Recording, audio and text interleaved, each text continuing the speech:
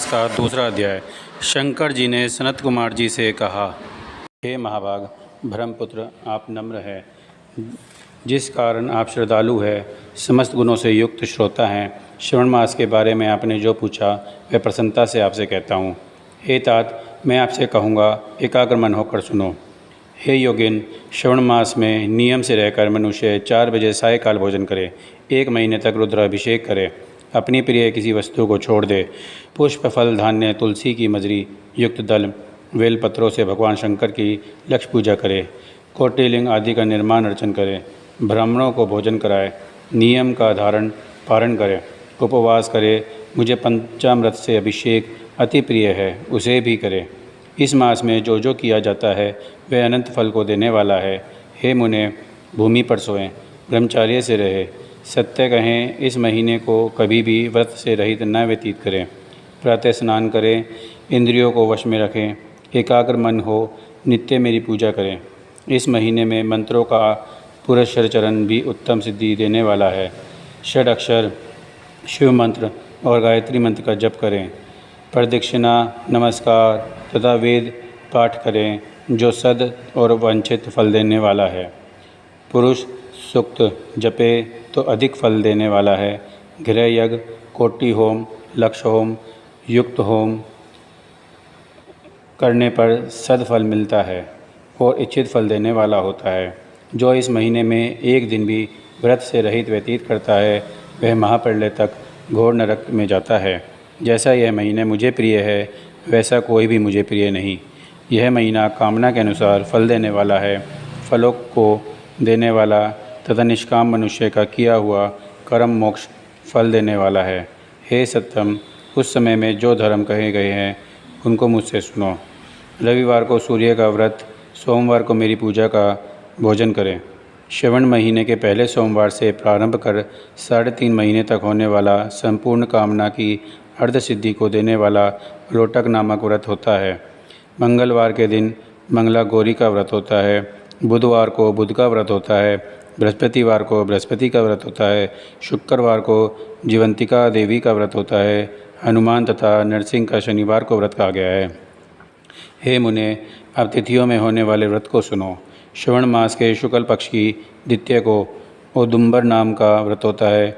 श्रवण शुक्ल चतुर्थी को दुर्वा गणपति नामक व्रत होता है। हे मुने, इसी का अन्य नाम विनायक चतुर्थी व्रत भी है। श्रवण शुक्ल पक्ष की पंचमी नाग पूजन में उत्तम कही गई है। षष्ठी के दिन सुपोदन नामक व्रत और सप्तमी को शीतला देवी का व्रत होता है। अष्टमी और चतुर्दशी तिथि में देवी का पवित्रारोपण करें। श्रवण मास की कृष्ण तथा शुक्ल पक्ष की दशमी को आशा नामक व्रत होता है। कोई मनुष्य इस महीने की दोनों पक्ष की एकादशी को आशा व्रत का होना मानते हैं। श्रवण शुक्ल पक्ष की द्वादशी को भगवान हरि का पवित्रारोपण करना कहा है। अतः द्वादशी को भगवान हरि का श्रीधर नाम से अर्चन उत्तम गति प्राप्त कर जाता है। श्रवण शुक्ल पक्ष पूर्णिमा को उत्सर्जन, उपाक्रम, सभादीप, उपाक्रम की सभा में रक्षाबंधन, श्रावणीकरम, सर्पबलि, हैग्रीव नामक भगवान विष्णु का अवतार कहा है। ये 7 काम श्रवण शुक्ल पूर्णिमा को होते हैं।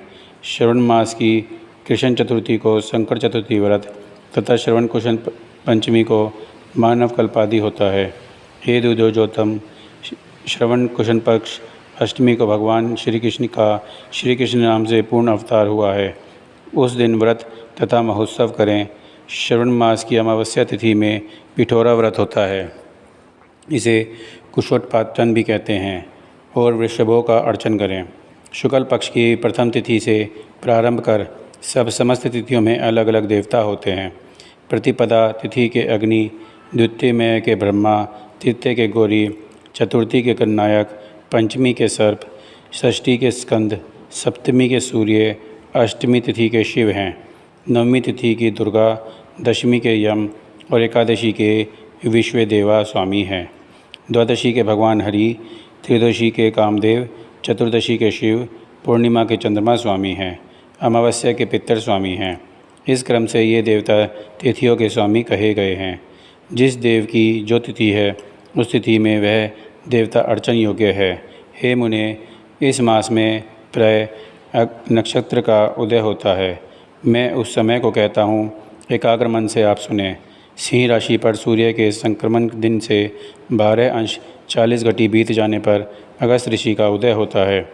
अगस्त ऋषि के लिए 7 दिन पूर्व ही अर्धोदय। 12 मास में सूर्य नारायण अलग अलग नाम से तपते रहते हैं। श्रवण मास में गर्भस्थी नाम से तपते हैं। उनका पूजन भी इस महीने भक्ति द्वारा तत्पर होकर करें। श्रवण में साग का त्याग, भाद्रपद में दही का त्याग करें। अश्विन में दूध तथा कार्तिक मास में दाल का त्याग करें।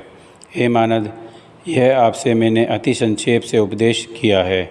हे मुनिश्रेष्ठ, इस मास में होने वाले व्रत और धर्मों का सविस्तार रूप से वर्णन कोई 100 वर्षों में भी नहीं कर सकता। भगवान हरि के प्रीत्यर्थ संपूर्ण व्रत करें। परमार्थ रूप से विचार करने पर मेरे तथा हरि में कुछ भी भेद नहीं है। जो प्राणी इसमें भेद की कल्पना करते हैं वे नरकगामी होते हैं। हे सनत कुमार, आप श्रवण मास में धर्म सेवन करें। ओम नमः शिवाय।